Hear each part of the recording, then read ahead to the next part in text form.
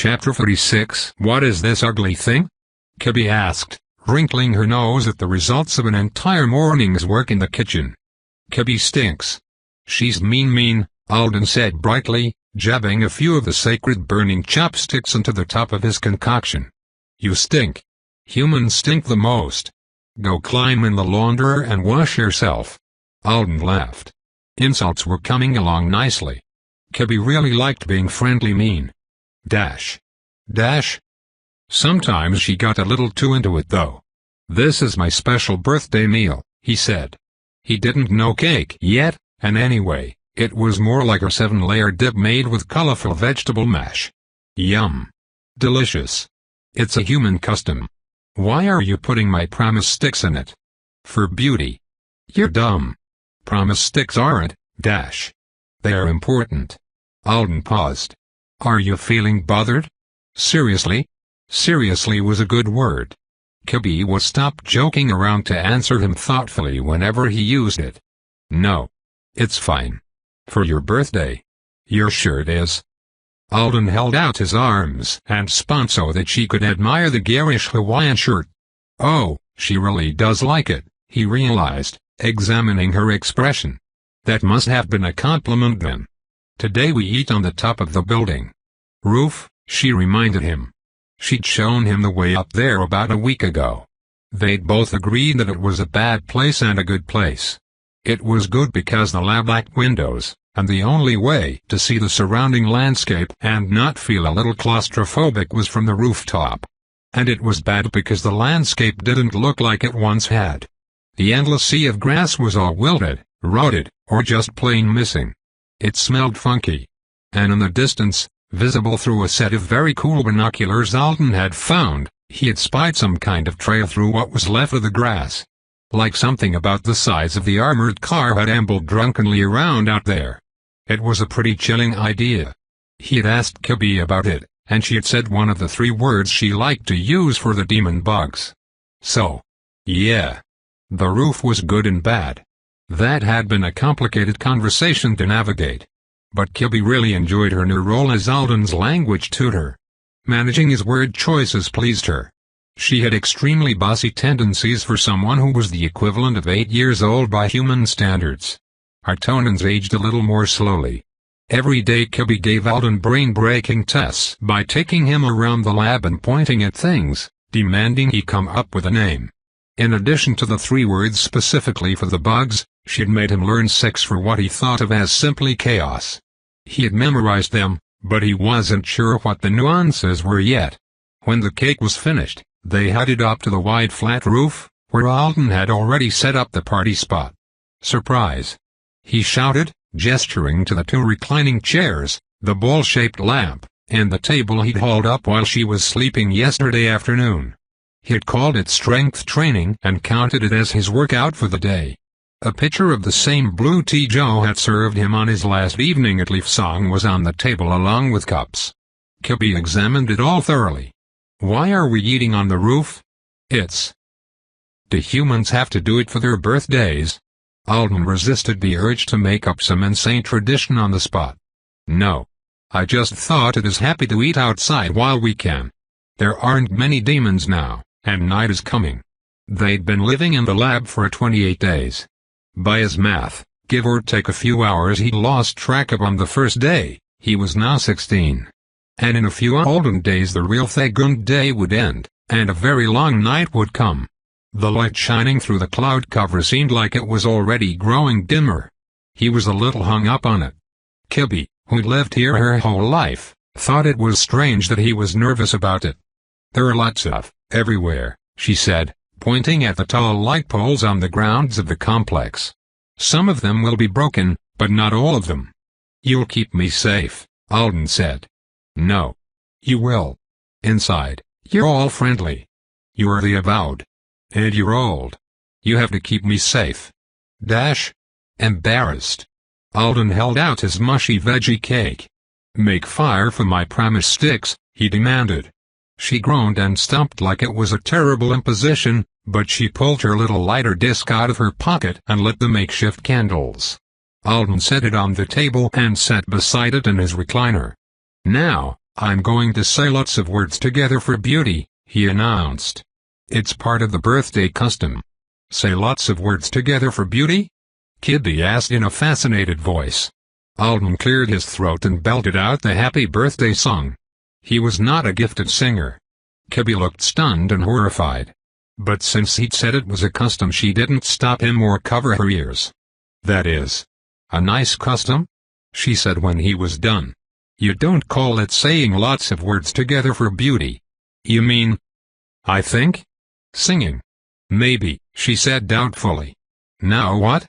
Alden leaned over and blew out all of his sticks. Oh, I understand, Kibby said confidently, whipping out her lighter again. Alden watched her light them all. And then she blew on them, too. Was that right? She asked. Perfect. He pulled one of the sticks out and licked some mushroomy-tasting paste off the bottom. Now we eat it. Pound sign. After the meal, Alden attempted birthday parkour around the grounds of the laboratory. When Kibby had asked to watch him exercise after their first baby magic lesson, he had tried to turn the simple laps around the facility he'd initially planned into something more entertaining for her. It was a bit of a failure, but with his trait active it was at least a high-energy one. He had decided to keep at it. Plain old running wasn't as much fun as launching himself with unnecessary force off of expensive-looking equipment and buildings that belonged to a corporation that was indirectly responsible for his presence here. He wouldn't call himself good at it, but he was definitely improving. Even when he didn't wear the coat. Usually he didn't. It was in the vault, saving whatever magical oomph it he'd left for whenever he might really need it. He used the heck out of Joe's ring, though. Alden's ring, he decided, letting it do the gripping for him for a split second as he hung from the edge of one of the huge pentagonal satellite dishes. Happy birthday to me. If Joe asks for it back, I'll look him dead in the eye and say I lost it on the demon moon he sent me to. He didn't really blame Joe. It wasn't like Alden hadn't known something bad could happen here. But he still felt like he could have been a little more thoroughly informed about everything. And if Joe had gotten him out of the party. Don't go there. It always pisses you off. If he hadn't gone to that stupid party, if Manon hadn't been trying to stick it up teak wall, then Kibby's sister and her father and the scientist in the green lab coat would all be alive. And Alden and Kibby wouldn't be here. Only then and the woman in coveralls would have died. Not like Manon knew. Not like anyone did. It wasn't on purpose. But he was looking forward to ratting his fellow rabbit out to the sways when he got back home a lot more than he had been. He ran at one of the curved walls of the perimeter building and tried to do that thing some people could do. A proper run-up, amplified by his trait. He ate gravel. He always did. He heard Bo's voice in his head, telling him not to choose a trait that was tied to a fundamentally alien concept he didn't understand. It will suddenly be not fucking ground anymore because it's overcrafted or the altitude is 6 inches too high. Whatever the shiny walls of the building were made of was definitely not ground. Alden was going to work it out, though. Either by mastering the art of his final kickoff or reconceptualizing the alien definition of ground that seemed to be built into his trait. If that was even a trick that applied in this situation. It really might not be. He had asked Kibby about it. She seemed to think it was obvious that ground could never be something that wasn't native to the planet you were standing on. The building material for the exterior of the residence apparently wasn't. And if you just wanted to talk in a general way about the substance beneath your feet, you used floor instead. It was a great insight actually, if Alden could just get a handle on the reason for it. Something about being closely connected to the native soil. He was honestly surprised his own shoes didn't prevent him from receiving the trait's benefits here on Munthagund. Was footwear just automatically considered part of its owner? Was the power like a coating that extended far enough to encompass the soles of his shoes? Ground is weird. And interesting. Inconvenient, too. He'd get the hang of it in one way or another and make Bo eat his words. At least Munthagund wasn't overly warm. He could conduct his workout sessions without getting heat stroke. Also, he had a cheerleader drill sergeant most of the time. Climb up the side of the facility. Kibby yelled enthusiastically from her recliner on the roof. Alden knew which of the little shed-like buildings she meant, though its name had so far escaped definition. It turned something into something else, according to the girl. So maybe it was transformation? Or conversion? Alden obliged her by brushing himself off and running at the shed. Kick off the gravel like this, not too much force, grab the lip of the roof. He had totally launched himself into the wall the last time he tried this. But today he managed it just a little awkwardly. Also, the concrete-looking roof here was ground, so that was fun. He could leap off of it with enough force to land on top of the neighboring shed. Kippy thumped her feet against her chair and applauded. Pound sign. Magic class happened in the vault now. Alden had finally found something his tiny roomie wanted badly enough to persuade her to spend significant amounts of time there. The authority control exercise that resulted in the existential fist bump was very important to her. So important that she was willing to explain it in exhaustive detail when she realized Alden was open to the idea of practicing with her. Apparently she'd assumed he wouldn't be at first. Because he was a great and awesome avowed, and she imagined him to be well beyond this point in his education. He found this assumption almost as mind-blowing as she found his total lack of talent for the fist bump. But you can do things with your authority, she kept insisting. You have to understand. I don't understand things. I only do things. And I can only do them at all because of the contract. Why? I don't know. Why don't you know? Because humans are different than Artonans. Avowed are different than wizards. We don't feel our authority. So we don't have to learn magic to do our skills. She looked baffled. He was baffled. There was a lot of mutual ignorance going on. Maybe it would have been different if Kibby had had a normal magical education. Apparently she was behind where she should have been, which was why the children on her video class looked a few years younger than her. Alden had pieced together enough to understand that Joe had advised her father not to send her off for formal training when she was a toddler. He thought she shouldn't pursue wizardry, because she was ungifted. It wasn't easy to read between the lines, but it sounded like Joe and Kibby's father both believed that life as a bottom-rung member of the wizard class was harder than life as a highly educated and important member of the non-wizard class. But a while back, Kibby had decided that she wasn't going to accept that, and she'd refused to learn calculus until she was allowed to study magic, too. Joe had caved, had her teacher he knew record the little wizard lessons for her, and bought her the cushions. 2 of them. Because you were supposed to have at least one partner for the fist bump. Distinguished Master Rodin gave me 8 lessons, Kibby said seriously. It was a relationship dynamic Alden hadn't expected. He was curious about Joe's reasoning. And he wanted to ask Kibby if maybe she was a genius in the traditional, non-magical sense of the word, since she'd been learning advanced mathematics at age 7, but he didn't want to out himself as someone who could not have done that. If she realized she was smarter than him at magic and math, how was he ever going to persuade her to brush her hair and chew her tooth gum and sleep in the vault so she wouldn't be constantly irradiated by chaos? Today you will be better at this, Kibby announced. She was carefully measuring the distance between their cushions with the promise stick while Alden cleared some of her toys away. Because it is your birthday. I'll try, Alden said. As always. He wondered if she thought birthdays actually had the power to transform humans into natural mages, or if she was attempting psychology on him. They'd done the beginner's exercise at least once a day, and more often twice, for the past 18 days. Alden would have given up on it by now if he wasn't using it as a bribe, but Kibby wasn't a quitter.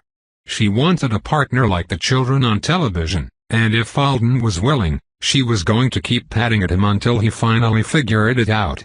She lit a promise stick that still had birthday veggie residue on it, and they said the special pledge.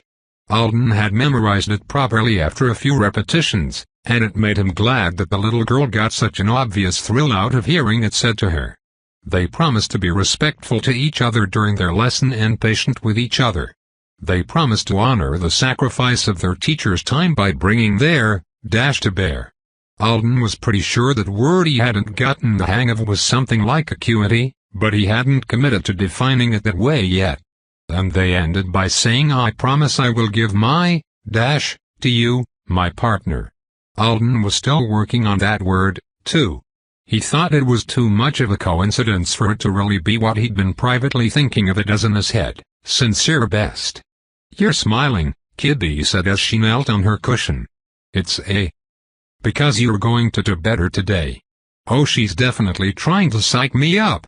"Maybe I will." He didn't. And he didn't the next day either. Or the one after that.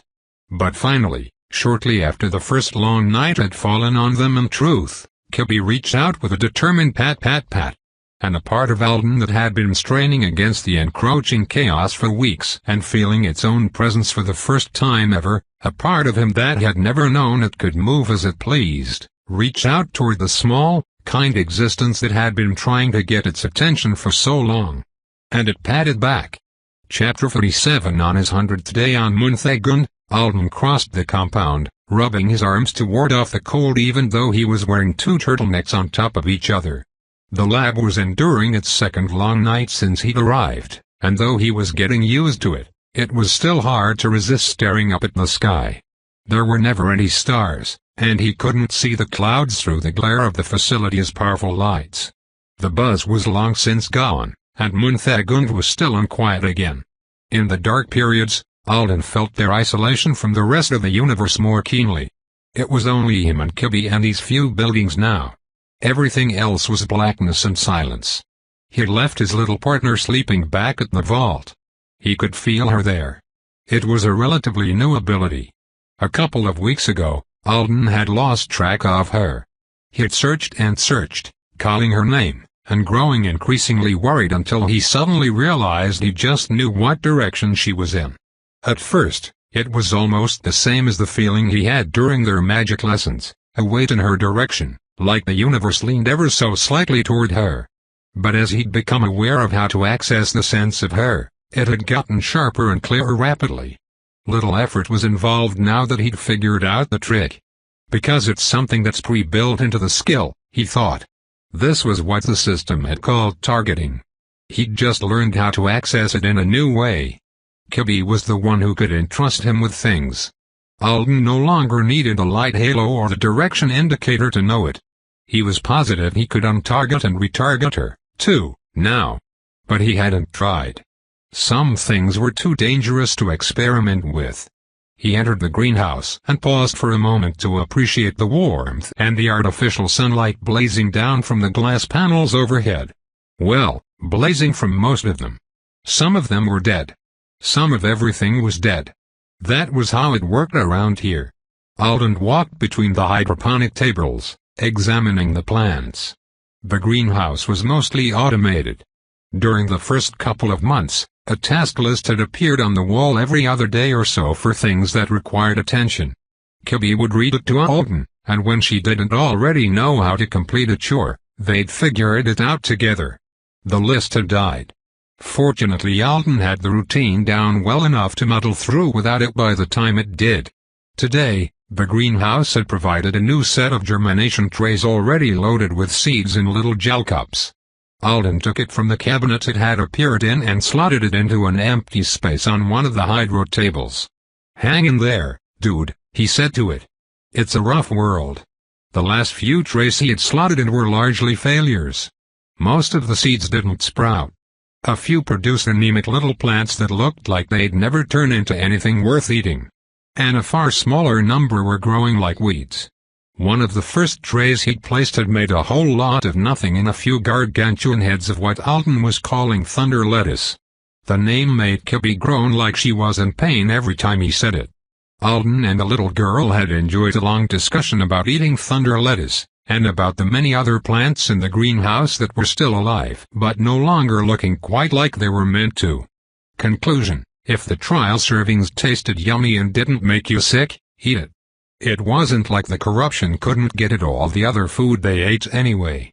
It just seemed to morph the living things at the lab more quickly and obviously than it did the non-living ones. Even the vault was only offering minor protection, since the door had to be left open.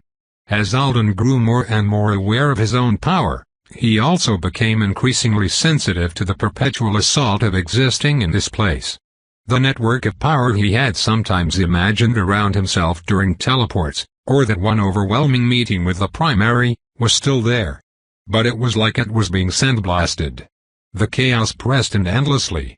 Alden asserted himself endlessly. The process had become automatic, but it was never ignorable. Even when he was not deliberately flexing his authority or using his skill, he was aware of it now. A strange sensation, like he was always tensing in expectation of a sharp poke. Asserting my authority. Asserting my right to be here and be me. I'm getting much better at it. He could tell he was. He could now control the strength of the flex if he chose. Sometimes, a grim and weary whisper in his mind pointed out that he could also choose to stop. Not often. But often enough to worry him. Today he was fine.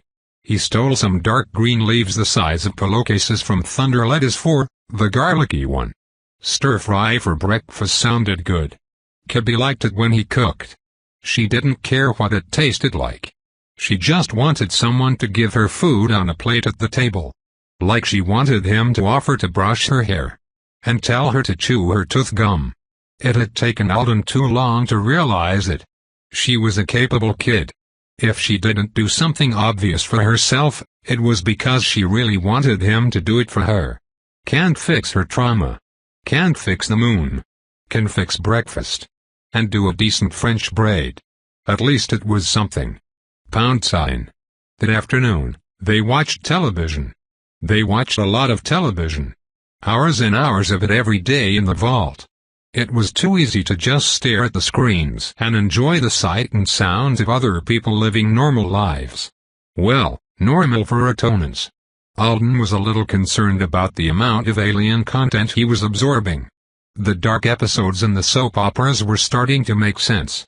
Klepak shouldn't have killed the daisies. To disrespect life in the wake of death was the same as spitting on his friends' graves.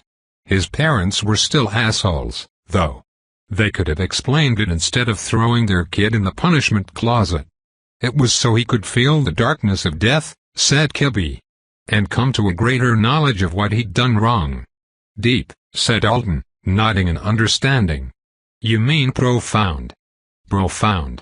Language was coming along fantastically. This was a next-level immersion experience. Desperately wanting and needing to communicate complex ideas all the time. Having a stickler of a roommate who loved correcting you, the total and complete absence of your native tongue. Alden had caught himself thinking in Artonan several times recently. A few more months and he'd start making a serious attempt at the writing system. There has to be some kind of official Artonan language proficiency exam on Anzidora, right? He was going to find it, take it, and obliterate it. He munched on a bowl of popped beans, not at all like popcorn, way too crunchy, and watched the end of a nature show about seasonal swarms of giant crabs on Artona. Kibby jumped up at the end of it and raced over to the television to select a new show. Hey. Do you think if you start a new show fast I'm going to forget our deal? Alden said, flicking a popped bean at her.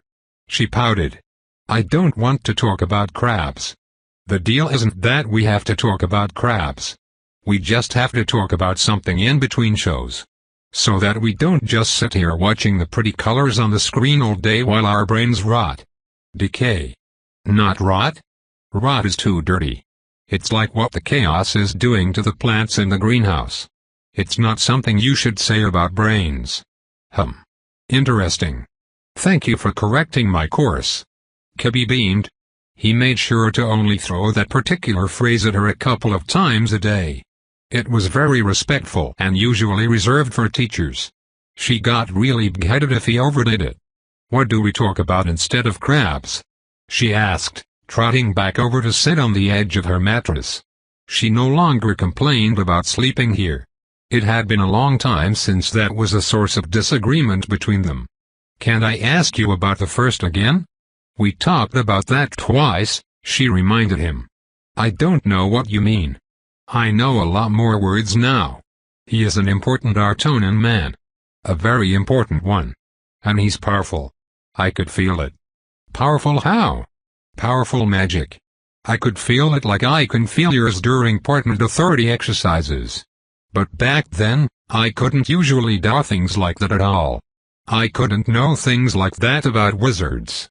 But with him I could. You mean he had high authority? Presence.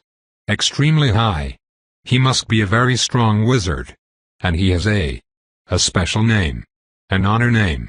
That means something like first honor name. She considered the phrase. Like distinguished master? Maybe he was the leader of the school where you worked? Yes. A title. But he didn't work for the school. Are you sure? She said doubtfully. Because you get confused a lot. Mean, he said, throwing another bean at her. Understanding different planets is hard. But I'm sure. He was there with his sister. They both had special clothes. He described the primary's outfit. The shorter sleeves, the patterns done in metal studs. And all of a sudden, Kibby made a sound that Alden associated with hardcore fangirls at pop concerts. You met? Did you say the first? Oh. You felt his authority. Why? What did he say to you? And his sister. Which sister was it? She squealed and ran at him, climbing into his lap, which was not something she usually did, like she was trying to get closer to him so that she could absorb the story through direct contact. It was rare these days for her to use so many words in a row that he didn't have a clue about. Slower. He said, intimidated by the fact that she was nearly pressing their noses together while she fired off questions. By the time Kibby had managed to calm down and start using words he could understand, Alden ended up being maroon certain about who the primary was rather than less. According to Kibby he was the best. The best at what? Everything. Alden could practically see little hearts floating in the air over her brown hair. Yes. I understand you're excited. But maybe you could explain it more easily? For a human? There are people who can't do magic, she said. Then there are people who are learning magic. Then there are lowly wizards. Then there are. The power rankings went on for a while. Artonans were very into categorizing their wizards by ability. Then there are wizards who make sacred promises to grow their power stronger and use it to protect the true planets from chaos and demons and harm. Alden frowned. Had Kibby just jumped from power ranking to moral ranking? He kept listening in case he'd misunderstood, but it sounded like she had. Like, there were super wizards, and then bam, noble fightin' wizards. Can't I ask a question? He interrupted. Do only the most powerful wizards become primaries? There's only one primary. He is the most powerful. Then there is an A. And then his sister Alisart single quote H. Was she the one you met? And then, are the titles numbers? He asked. They're in order. So like numbers anyway. That would explain the English translation the system had given him. Primary, secondary, tertiary, etc. Maybe it was part of the normal power ranking system, but once you hit a certain level of wizardry you were just expected to join the chaos fighting group. I don't know what his sister's name was, he said.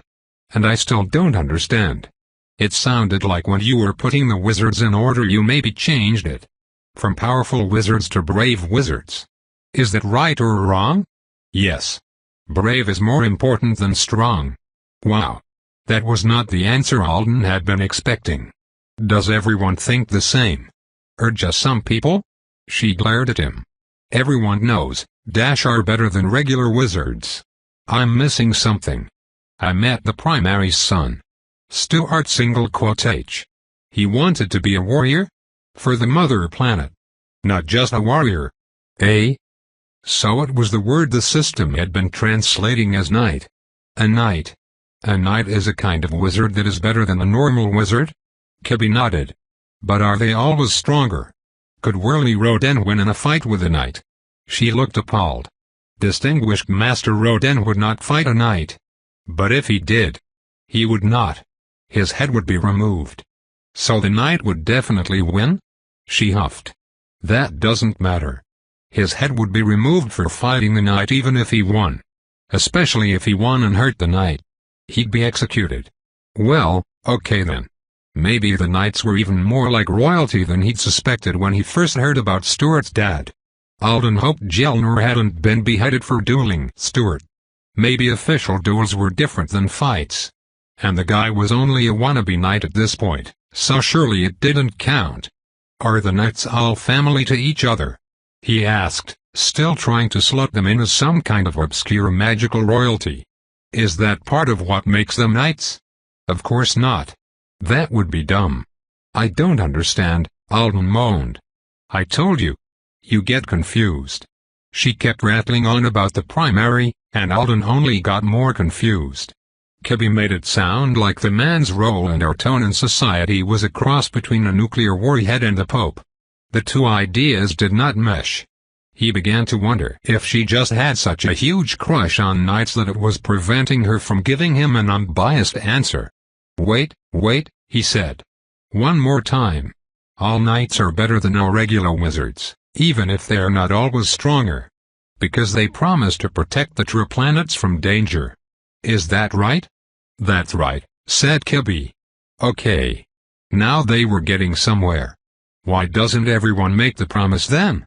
Kibby made the double hand gesture she liked to use for a shrug. Then she added, "They are not allowed to break the promise. And I think they have to be special somehow.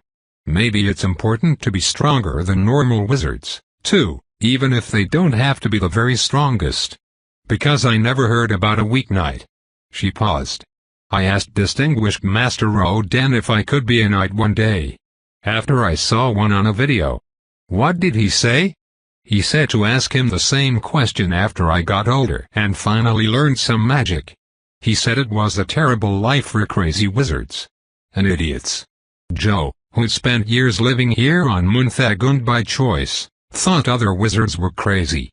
"Change of subject," Alden said. "Then we can watch another show. I've wanted to ask you before, and since we're talking about magic and culture, how do Avowed work with everything else?" Kibby blinked. "Don't you get assignments and complete them?" "No, sorry. I didn't mean to say work. I meant, what do Artonans think about Avowed? What did you think when you first saw me?" He had Joe's opinion about the views most wizards had. But he'd never quite figured out what Kibby and the assistants thought of him. "I thought, a human. Probably it is a man-human. Distinguished Master Roden might have sent it. Or Paul might have sent it. I wonder if it's going to do magic. I hope it's going to help us. I hope it's not going to hurt us." So it was that simple and obvious then. He didn't know why he was thinking it would have been anything more complicated. What else would someone think when a potentially powerful alien walked up to their front door? Kibby smiled at him. "I can't believe you met the primary. I can't believe you met a knight at all. I have never seen one in real life. Tell me what he said to you again." "He said I was amazing." "Liar. He said I was the best human he'd ever met, and I should be the primary." "Liar, liar." We held hands. Kibby looked like she wanted to bite him. Chapter 48. Dawn came. The red blob continued to spread across the map of Munthagund. Alden and Kibby stayed alive. Instructor Gwenlor taught the class full of wizard tots magic, and Alden and Kibby studied with them. In the beginning, the first thing you had to learn was how to move your authority deliberately and with control. To do that, you had to feel it. That was the point of the beginner exercise, and it was why you were supposed to have a partner to poke at you. It came naturally to the Artonan wizard class. Alden didn't think he ever would have figured it out if he hadn't been trapped in a chaos sandblaster, being poked from every direction with no means of escape while also being highly motivated to actually try for Kibby's sake. But he had figured it out. He'd obtained the supposedly unobtainable sixth sense, and he'd learned how to use it. Then, finally, the lessons moved on to actual spellcasting, and it wasn't that hard. Well, it was. But it was hard in ways that had a lot more to do with basic physical and mental limitations than with his newfound sense for and control over his authority. Artonans could think two thoughts at once. Literally. Two completely separate conscious mental processes. When they wanted to, they could work a math problem with one eyeball and read a book with another. They weren't just good at multitasking, as Joe had once said, they were the gods of it. which was so unfair that Alden had to complain about it aloud every now and then. "Facts are facts," Kibby intoned, looking at him with one eye while the other was fixed on the TV. "They are not required to be fair." "Ugh. You are so. What's a friendly mean word that says you are too proud of yourself?" "Smug," Kibby said smugly. "You're that," said Alden, slouching on his learning cushion. Slouching was acceptable. Sitting on your butt was not. He knelt on it properly now like a respectful student. "You're moving forward faster than me," Kibby said. "And they're my lessons. That's what isn't fair." Kibby was very proud that she even had lessons. It was pretty uncommon for a child to be taught magic long distance. Most teachers, especially good teachers like Instructor Gwynlore, found anything but in-person instruction insulting. They didn't allow themselves to be recorded. "I'm only faster because I'm older. And I'm an avowed." She smiled and nodded determinedly. Alden was lying. Kibby knew he was lying. But Artonans considered kind lies to children to be an act of love. It was grown-up manners he'd learned from one of the soaps. Not exactly a foreign concept for a human, though the Artonans took it way farther than he ever would have on his own. If Kibby was expecting a loving lie, and he didn't give it to her, it really hurt her feelings. On multiple levels. It was like in addition to forcing her to have the information she didn't want, he was telling her that he didn't care enough about her to protect her. He'd accidentally made her cry several times before he'd finally watched the right show and realized his mistake. The truth was that Alden was pretty sure he was not better at magic because he was older. And due to some recent realizations, he was positive it wasn't because he was an avowed. It was a strange thing to think, but he was growing fairly certain that he was just naturally more talented at authority control than Kibby. He was careful not to ask about it, since it was a painful subject for a girl who was pursuing wizardry so doggedly despite some sort of disadvantage. But the more they partnered up and worked on manipulating their power together, the more he could tell. Authority was more than just strong or weak. There were multiple other elements involved in turning it from something you had into something you used to enact magic on the world around you. Kibby seemed to have power, but it was like it didn't want to move for her. She had the Artonan gift that had allowed her to know her authority and use it in the first place, but now that Alden had found his, too, he was outpacing her. Not that it means I'm particularly good in comparison to other small Artonan children, though, he thought as he watched the kindergartners on the screen. He couldn't perform a huge percentage of even the most basic spells. And he would probably never be able to. Artonans sure like their magic ingredients and toys and tools and chants, things Instructor Gwynlore said carried them through the maze of reality to a new destination. That metaphor meant nothing to Alden, and even if it had, he could not obtain the supplies or chant many of the chants. Not enough octaves in his vocal register, and besides, trying to say one magic spell in his head and a different one with his mouth, a fairly common requirement, was like patting his head and rubbing his stomach times 1,000. You were supposed to mean the things you said, and he couldn't mean two completely different words at once as far as he knew. But Artonans and humans had really similar hands. And Alden's little bit of enhanced dexterity plus lots of repetitions of the finger exercises were doing him some favors. The spells were silly. They were for little bitty people after all. But Alden just followed the patterns with his fingers, wove his authority in and out of the imaginary symbols they made in the air, and presto!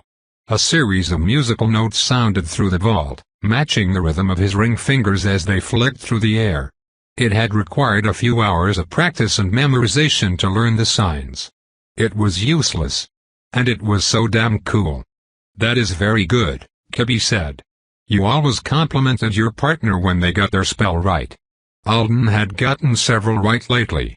He could light the promise sticks with one. With another, he could create tiny puffs of air that blew dust off of things. With a third, he was supposedly sanitizing his hands, though it was hard to know if it was working. He hoped Kibby would get one right soon, so that he could compliment her, too. "Thank you." Alden tried not to grin too much. "You aren't upset anymore." She was staring at his face with both eyes now. "What? After you did that spell for the first time last week, you were upset?" You left the vault in a hurry. Oh, that. I hurt my finger a little. I was afraid I wouldn't be able to do it again. But it's better now. Which finger? Kibby asked, her brows drawing together as she leaned over toward his cushion to examine him worriedly. You were only good at hand casting. You must take better care of yourself and remember your stretches. I will. Let's stretch now. Oh. Sure. Alden felt guilty about it, but he let her lead him through the hand stretches. There was nothing at all wrong with his fingers. £. They should have spent every waking minute in the vault. But they couldn't. They'd go mad. A few times they had tried and managed for multiple days, but one of them inevitably lost their temper or, more dangerously, they started to feel despondent. Authority wasn't willpower, but you had to have at least a little willpower to keep asserting it when you were tired. Sometimes, if you were depressed and tired and feeling sorry for yourself, it started to seem like too much trouble to write the excuse again. And again. And again. So they did the best they could. And they had agreed to let themselves enjoy going outside. On the grounds of the compound after their lesson that day, Kibby threw chunks of gravel at Alden enthusiastically. He caught each one, flicked his wrist, and dropped the preservation in a smooth motion so that they flew off in different directions. Momentum preserved and redirected. One after another in rapid succession.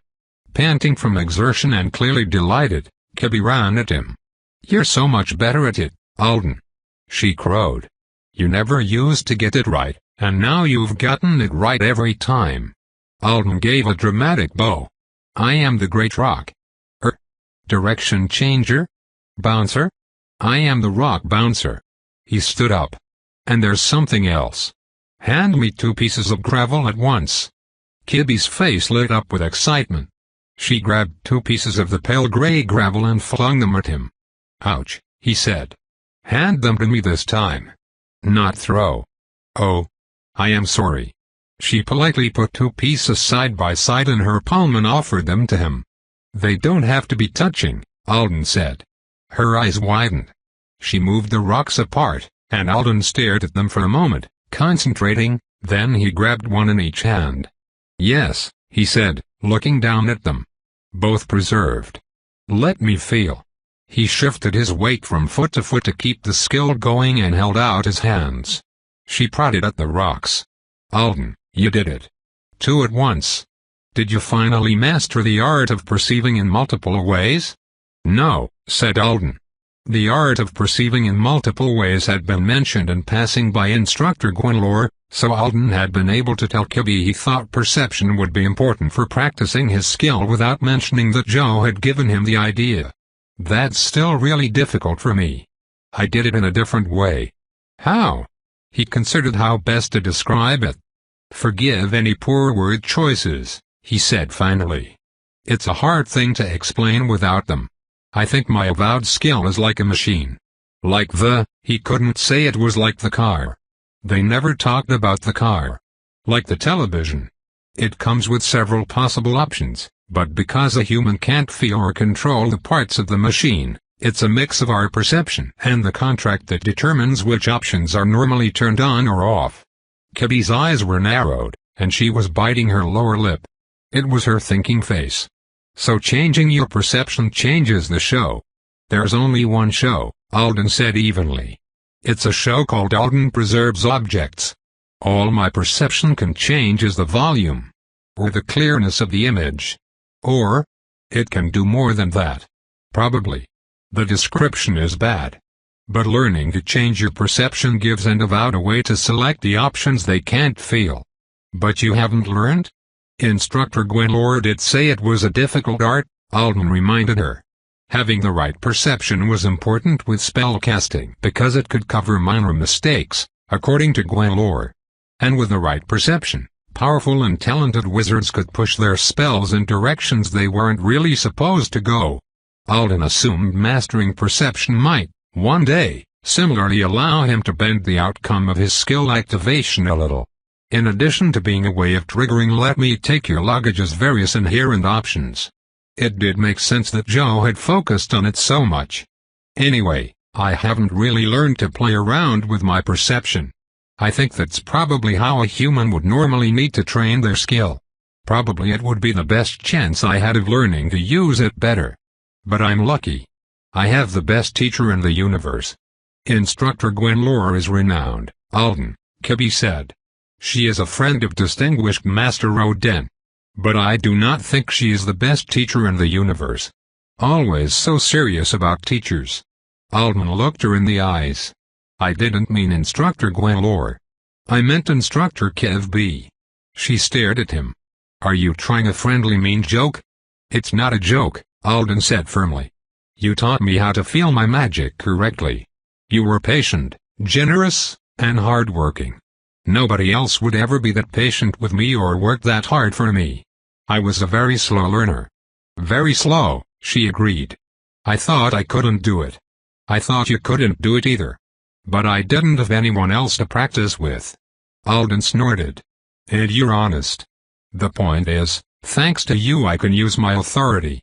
The more I learn to feel it, and the more I practice controlling it, the more I can use it to directly sense how my skill works. Really?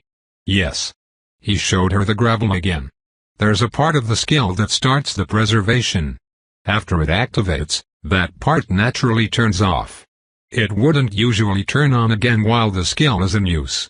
But because I can feel what part of the machine works that way now, I was able to practice with it.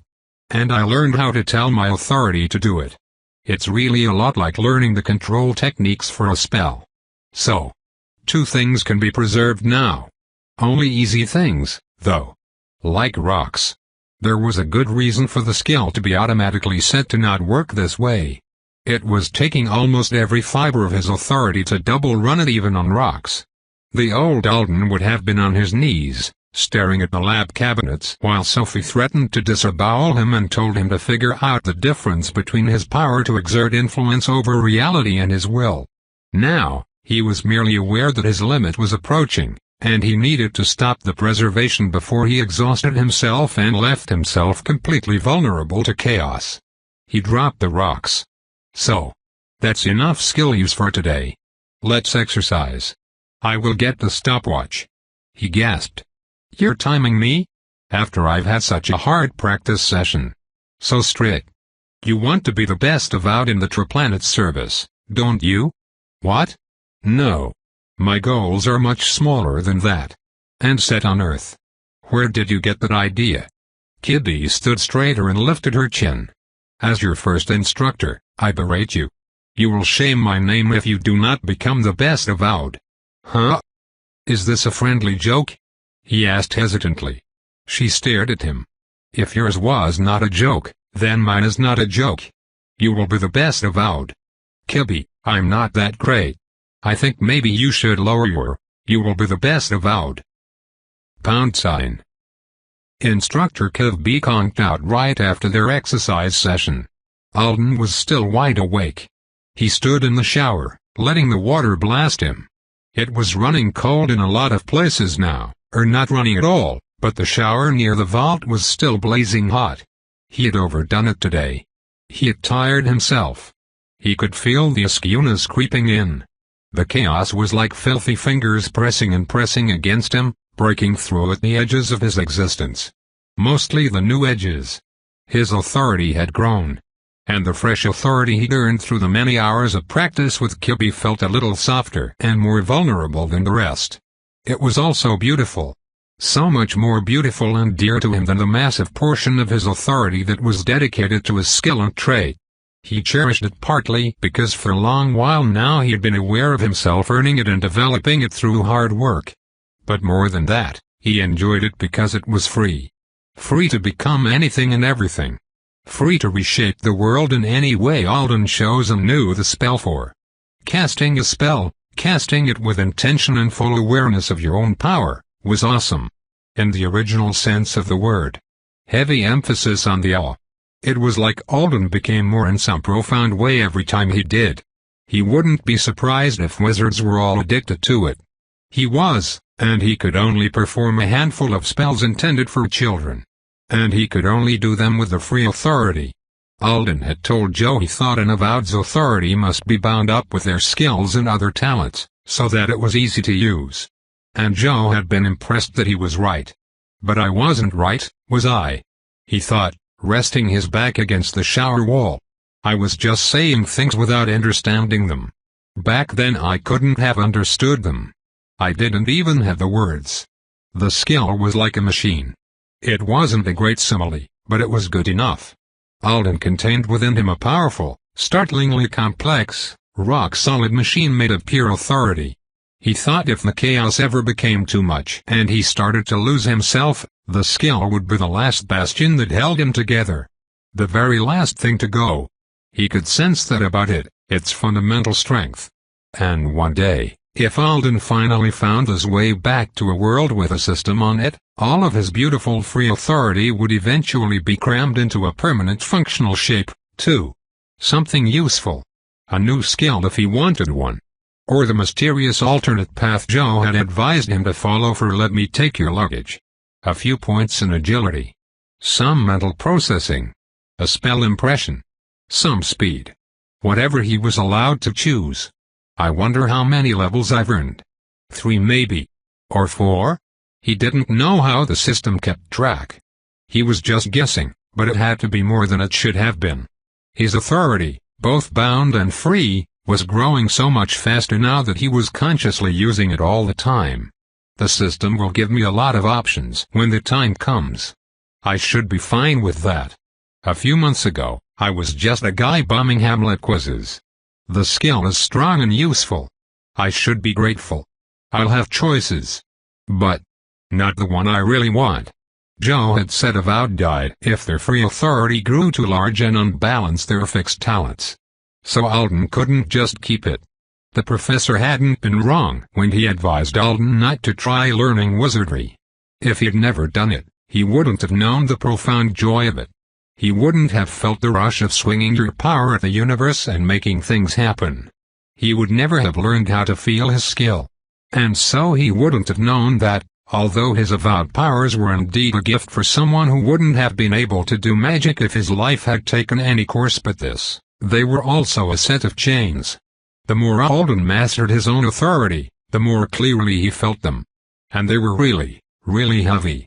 Chapter 49. On day 152, Kibby woke Alden up with a shriek.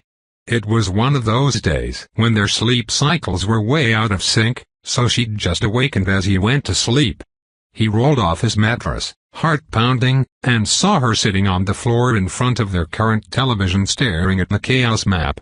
Expecting the worst, even though he wasn't sure what the worst would look like, he raced over and stared at it with her. "Someone's come," she said, waving her arms at the TV wildly and looking from it to Alden. "Someone has come to fix it." Finally. Far away, at the edge of the ever-growing wave of color, a chunk was missing. It was a smooth half-circle shape of clean map, like someone had carved the chaos away with a razor. Whoever or whatever had started repairing the damage had arrived. They weren't exactly at the location Denar had shown Alden months ago, but they were in that direction. "Why there?" Alden asked, excited and frustrated in equal measure to see help arrive at such a distant location. "Why not start here in the center?" "People are in that direction maybe," Kibby said. "We're people. We wrote that we were people on the roof." They'd painted a large message on the roof not long after Alden's birthday. It said, "People living here. We politely request assistance." Not at all the urgent HELLLLLP. Alden would have preferred, but Kibby was the one who'd chosen the logograms for it and she was sure polite requests for assistance were the proper way to earn the benevolence of any passing wizards. "A city used to be there," said Kibby, pointing a fair distance beyond the cleared zone. "Not anymore, but there are some people still I think." They spent the whole day watching the map. And then most of the next. It was nerve-wracking. Clearing the chaos must have been a 2 steps forward, 1 step back process. Their excitement peaked every time the cleared space expanded, and they fell into despair whenever the chaos filled it in. The map updated every 16 minutes. It was a roller coaster. "All right, that's enough," Alden declared, after he heard Kibby growl angrily at the update for the 15th time. This is bad for our brain health. Mental health. That too. We are going to do math, figure out how long it's going to take them to get to us, and then we're not going to check it more than once a day. 26 times a day. Kibby demanded. Twice a day. Each, said Kibby. Fine, twice a day each. How far away are they, and how long will it take them to get here at their average clear speed? I don't know how to read the distances on the map well, but if you tell me, I can do it. I can do the math. If you were quiet. Alden shut his mouth. Kibby stared at the screen for a while, her bare toes wiggling like they always did when she was working on a problem. Then, her face fell. Oh. Alden's heart sank. He tried not to let it show. We get to share a room for a long time, then. It's a long time, she said in a small voice. Well, that's all right. We'll be each other's company. We can watch a lot more shows. How long is it? 106 more Earth days. If they don't slow down. The chaos raked its fingers against Alden. He took a deep breath and pushed it back. That's not long at all. We're over halfway there. And maybe they'll send a ship ahead to look for people here. Do you think they will? I think I would. If I were in charge. He spent a lot of time staring up at the sky after that. Ships never appeared. In one class, Instructor Gwenlor started the recording several minutes before the young children entered the room. She spoke to Kibby directly, offering her encouragement and reminding her that she would be happy to answer any questions Kibby might have if she called. I wish I could call, Kibby said with a sigh. I wish we could, too, said Alden. It was day 174. They'd watched this video a dozen times by now. Do you think Instructor Gwenlor thinks I'm a bad student for never calling? I'm sure Instructor Gwenlor thinks anyone who used to live here is dead. I bet she thinks you're mastering all the lessons you've got, and she's looking forward to sending you more when communication is available. I wish I could go there. Kibby stared at the screen. To the classroom. I could live there, and every morning at first meal, I could ask Instructor Gwenlor a question. Do students live at the school? Alden asked curiously. He only ever saw the classroom, and it hadn't occurred to him it might be a boarding school. Even children younger than you? Some of them do. If their family isn't nearby. I could live there with you. You're too old. Alden gave her his best wounded expression. You are, Kibby insisted. Someone as old as you has to attend a university instead. I can go to Instructor Gwenlor's school, and you can go back to Leafsong. I'm positive they don't accept human students. And I'd never pass one of Roden's lab exams. She didn't disagree with him. He was so terribly old that he didn't get loving lies. At Leafsong there was a girl who could do that, he said, nodding at the television. The instructor had just stepped over to turn off the smart screen built into the wall behind her. She almost never used it for her lessons. The previous class using this room must have been more advanced, because the hand-cast spell steps displayed on the board were really involved. They showed the fingers wrapped with string, like the cat's cradle spell gel Nora had used to chop up Stuart's foot. That spell? No. A different one. But she used the string for it. It's a group of underscores. Ooh. New word. What does it mean? A thing that helps you concentrate. And your authority sticks to it a little bit, so you can control more complicated spells. Maybe the new word was something like focusing tool? Sticks to it? He asked. Like glue. Kibby nodded. Can you use any string? Of course not. They are special. They have to be made, so that they tie to you and become only yours. Alden sighed. He had suspected as much. It would have been too easy if he could just grab some random twine and start blowing up things that offended him. Like the thorny vine that had busted out of Hazmat Greenhouse 3 and started sneaking its way across the compound a couple of weeks ago. It was purple and oozy, and though it was slow-moving, it definitely had bad intentions. Alden lit the day's promise stick with a few strategic finger flicks, and they knelt on their cushions. Throughout the lesson, Kibby seemed subdued. It was a chanting-focused lesson. Not something Alden could do, so during this one he usually cast the hand spells he had memorized instead. Or, if he was in a masochistic mood, he tormented himself by letting his authority push and shove at the boundaries of his skill. Now that he'd woken up to the way his power was wrapped within the intricate confines of the skill, straining against it was turning into a compulsion, like wiggling a loose tooth. Sometimes it actually kept him from sleeping. Unlike him, Kibby was always laser-focused. She went through the motions of every lesson flawlessly as far as he could tell. The fact that she almost never actually cast anything was starting to bother him. She hid power. Even if it was clumsier and stiffer than Alden's, it was still there. She worked at it. She should have been blowing the kids on screen out of the water by now. When the chanting lesson was over, she batted at the television quickly, trying to find another show. "Is something wrong?" Alden asked. "No. Maybe one more ask." She didn't take pushyness well, but she was definitely off. If something's wrong, it's okay to tell your partner. We respect each other and help each other with class, don't we? "Nothing's wrong with me," Kibby said in a high voice. She jabbed at the screen, and it flickered out. She stared down at it. Alden winced. "That's all right," he said. "We've still got a few more." They had long since rescued every working screen in the facility, from tablet-sized to medium television-sized, and stored them here in the vault. It seemed to do a little good. The place was packed to the ceiling with supplies now, which made it less sterile and creepy. But they only had enough empty space to sleep and sit.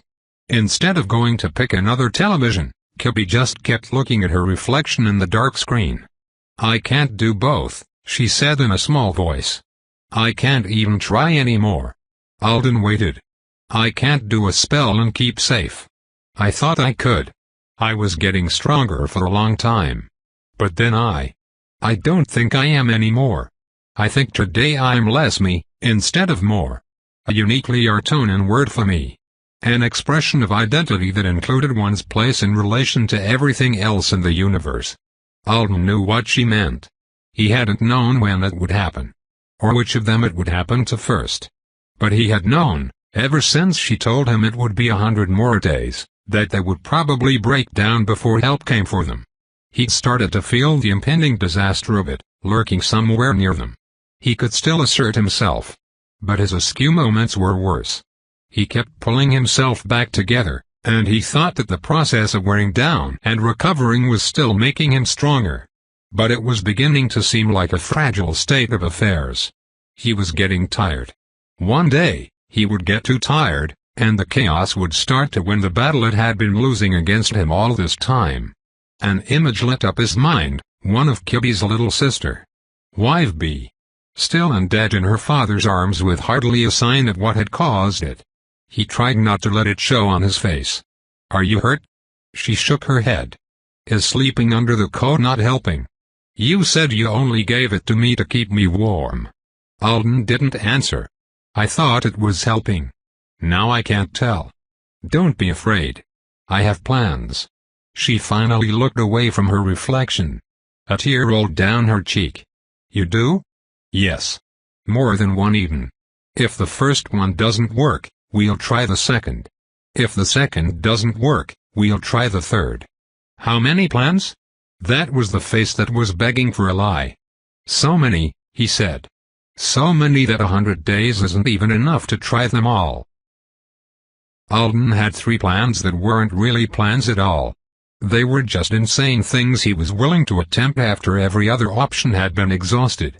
Living in Manville made you think about who you really were and what you could really do when you had your back pressed up against the wall. Alden had learned a lot about himself. Now, he just needed to manage what he hadn't been able to up until now, figuring out which of the first 2 plans was the least likely to result in a horrific outcome. He sat on his mattress, writing in one of his notebooks, while Kibby lay under the lab coat watching a talk show on the tablet. The host was interviewing a Greivik. It seemed that Sophie's sense of humor wasn't unique. The show had improved Kibby's mood. She kept giggling and repeating things the Greivik said as the Artonan translations went across the screen. "Slaughter him," she whispered. Then she laughed again. "Hey, short and violent one, said Alden. When you finish with that show, can I ask you a question? Kibby paused the device and sat up. About your plans? When are you going to tell them to me? As soon as I pick my favorite instructor. I don't want to embarrass myself in front of you. Let's talk about demons. Yay? Alden snorted so hard he almost dropped the notebook. I wanted to ask you about the big thing, the one that made the trails in the grass before it all died. Could it still be out there, or would it have faded away like the bugs? I don't know. Could there be more like it? I guess so. There aren't many group of animals on Thagund, though. Or any people around here. So probably not. Yikes. So, the big ones hunt animals for food? They are intelligent enough for that. What? Kibby looked confused. Maybe. I guess. But that's not what I mean. I explained this to you when we first got here. I told you all the different kinds of demons there could probably be on Thagund with the current level of corruption. Alden grinned sheepishly. I memorized all the words for demon, but I never have understood exactly what the differences are between them. She glared at him, stood up, and walked over with a tablet. She swiped away from the shows and brought up something that looked like a researcher's hand-drawn notes. She flipped through them, showing Alden page after page of scribbled Artonian numbers and charts. He understood none of it until she got to a page with an embedded video of a sandy-colored grasshopperish bug in a clear box. The box was in the very vault they were living in now. Mesmerized, Alden watched as the grasshopper slowly morphed. It darkened, lost definition, and gradually became one of the demon bugs he was familiar with. It spiraled up out of its case. Then, some of the rooms he was currently sitting on top of lit up, and the demon was vaporized instantaneously. Kibby said the word they usually used for demon and tapped on the screen. My father studied them. It was important to know more about them because they are unique. They have a weak presence, but almost the whole species has high. I don't understand that word. If you don't understand, you are supposed to say right away. Language teacher Kibby said severely. Instead of going around for months using all kinds of different words for demon without knowing what they mean. This is a science word that means potential to change, but in a specific way. There are also, and some more. It's a category that describes the way the bug changes in response to chaos. Kibby nodded. There are lots of categories. For example, things like the food in the greenhouse are different from the bugs. Because what happens to it is more random. Mostly it dies as the corruption increases, but it does all kinds of different things. If all lettuce seeds turned into thunder lettuce, Kibby groaned. Then would it be in the same category as the bugs? No. Because the big lettuces don't magnify and spread chaos the way the bugs do. Oh. The category for demon bugs includes a contagion factor. That actually made sense. The grasshoppers didn't just turn into a different kind of grasshopper. They turned into something much more dangerous. That would make them worthy of study. There must have been a lot of categories. It would involve some extremely specific scientific terms if he got into it with Kibby, and that kind of conversation could take hours for them to work through. It was a rare opportunity, though. How many bored, genius Artonian children who'd grown up with a bunch of demon researchers could you expect to meet in your life?